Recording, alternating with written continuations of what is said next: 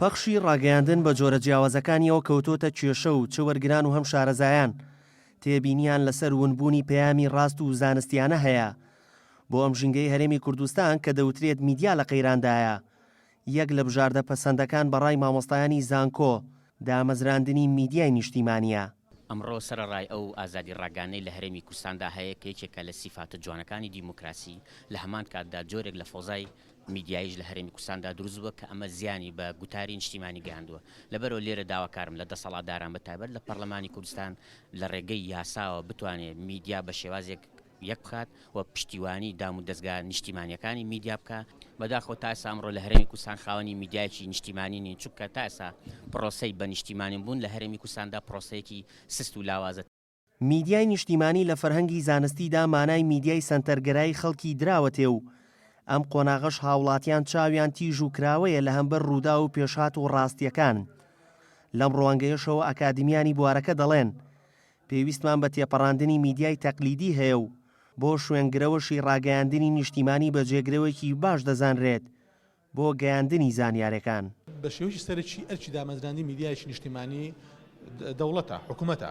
پێویستە حکوومەتی هەرێم بەرنامە بۆ ئەودانە، پێویستە دەرگا بکاتەوە بۆ ئەوی پرۆژەی جیاواز پێشکەش بکرێن لەم بوارە، پێویستە شارەزایی دەرەوە بێنیت، ئەزمموی دەرەوە بێنی لەگەڵ ئێرە تێکەڵێکێک، چونکە هەممان دەزانین ئەزمموی ڕەنگە بەریتانیا بە تاوای نتوانین لێرە جێبەجێ بکەین. لەبەرەوە ئەزمونەکە تێکەڵکەی خەڵکی شارەزامان ئەمڕۆ زۆرە، خەڵکمان هەیە لە دەمێکە لەم بوارە ئیش دەکا. ئەمە دەکرێت ئەزمموی ئەوانە سوودیان لێ وەربگیرێ. ئینجا ئەمە بە پرۆژە بدرێتە پەرلەمان و کارەکە وا بێت کە حکوومەت خۆی سەرپەرشتی کەناڵەکە نەکا، بەڵکو دەستەیەکی بۆ دانێ لە خەڵکی شارەزا بە ئەزمون و ئەکادمی خەڵچێک بن کە نەکەوتونەتە ژێر کاریگەری ئایدۆلۆژیای حزبی یاخود ئەگەر لە حزبی ئیشیان کردێت بەڵام ئەرکە نیشتیمانەکان لە پێشەم شتێکدانن. لە گریمانی ئەوەشدا ئەگەر ئەو دامەزراوەیە دروست بکرێ ئایا کادری وەک پێویستمان هەیە، بەدڵنیاییەوە دەکرێت وردە وردە کاری لەسەر بکرێ، کادری پێویستی بۆ فەراهەم بکرێت.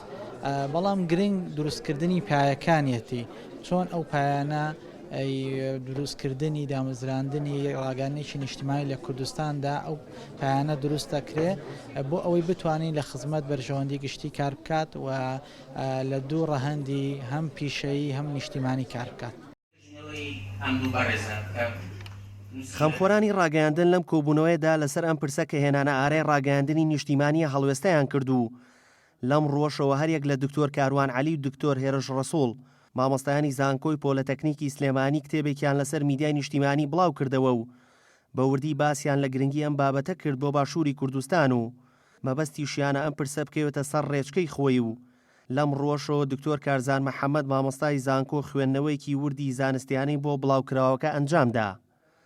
داسیار محەممەد گەلی کوردستان، سلێمانی.